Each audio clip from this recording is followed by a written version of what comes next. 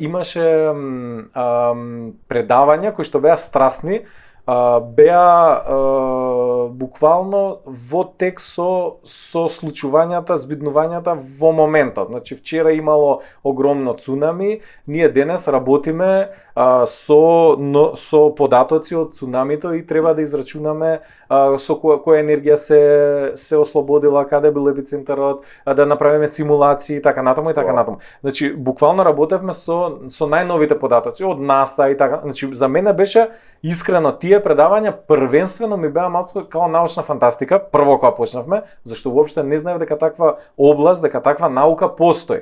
Наука кај што учиш за диносауруси. Значи тука имаш од Хари Потер до Индијана Джонс до Майнкрафт ТВ, значи буквално е еден склоп на